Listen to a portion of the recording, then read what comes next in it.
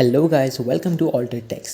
तो आज हम बात करेंगे इस जेब्रॉनिक्स की तरफ से कीबोर्ड के बारे में। यहाँ पर आप इसका कोड देख सकते हो ZEP-K20 और ये मुझे करीब 250 रुपये का पड़ा है और काफ़ी मतलब सस्ता है कंपेयर टू अदर्स और एक अच्छे ब्रांड की तरफ से आता है। तो यहाँ पर पीछे आप देख सकते हो इसकी कुछ स्पेसिफिकेशन दिए गए हैं, जैसे कि टोटल नंबर ऑफ़ कीज़ 104 है, तो एक फुल साइज़ कीबोर्ड है।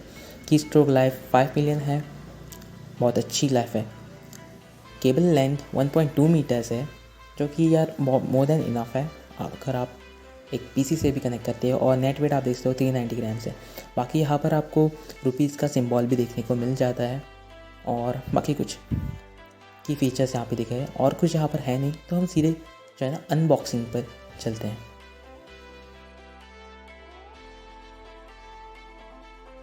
तो यार जब मैं अनबॉक्सिंग कर रहा था तो यहाँ पर मैंने नोटिस किया कि इसकी पैकिंग जो है वो बहुत ही ख़राब तरीके से करी गई है, जो कि एक्सपेक्टेड नहीं था एक अच्छे ब्रांड से।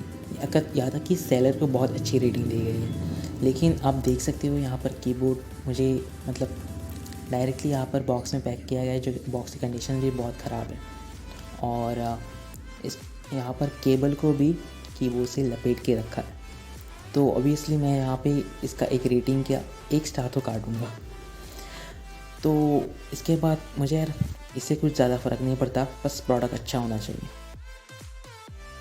यहाँ पर कीबोर्ड को कनेक्ट करने के लिए जो USB दी गई है वो काफ़ी बेसिक टाइप है और 250 रुपीज़ में यही एक्सपेक्टेड था मुझे।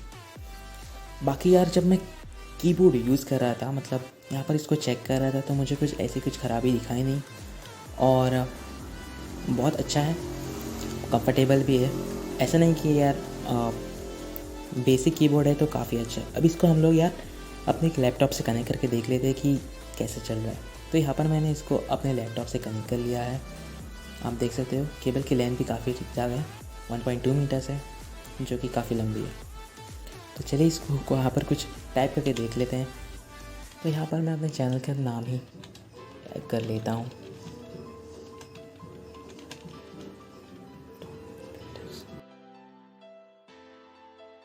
और मैंने इसको और कुछ यूज़ किया तो मुझे काफ़ी सही लगा। बाकी यार ठीक ठाक कीबोर्ड है, ऐसा मुझे नहीं लगा कि बहुत अनकंफर्टेबल है या फिर ऐसा कुछ है। केबल की क्वालिटी की बात करूँ तो यार फिर से वही बोलूँगा, 250 रुपीज़ के हिसाब से काफ़ी सही है। मैं अच्छा भी नहीं बोलूँगा और बुरा भी नहीं बोलूँगा, तो अपनी बस प्राइस को जस्टिफाई कर लेता है।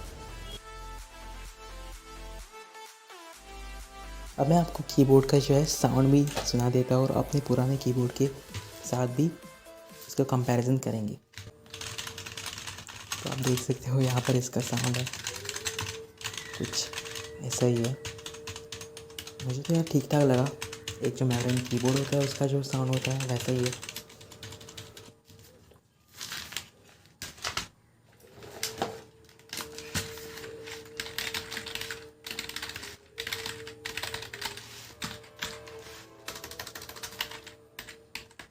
ये मेरा पुराना कीबोर्ड है जो कि MCAT की तरफ से है और ये इसका साउंड भी काफ़ी अच्छा है और इस कीबोर्ड को मैं करीब 2019 से यूज़ करता हूँ।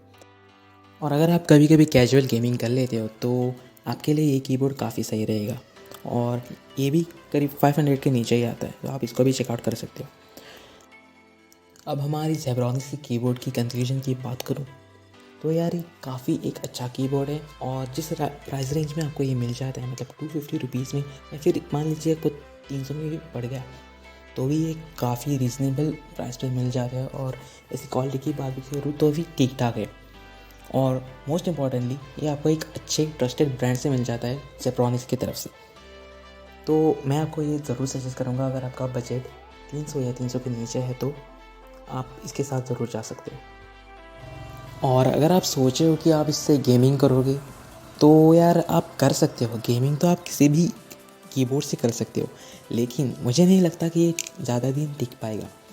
तो मैं सजेस्ट करूँगा कि अगर आप कभी कभी कैजुअल गेमिंग कर लेते हो तो जो मेरा पुराना कीबोर्ड है MCAT, वो कीबोर्ड को आप कंसिडर कर सकते हो। वो आपको 500 के नीचे भी मिल जाएगा और अगर आप कभी कभी कैजुअल गेमिंग कर लेते हो तो वो झेल भी लेगा।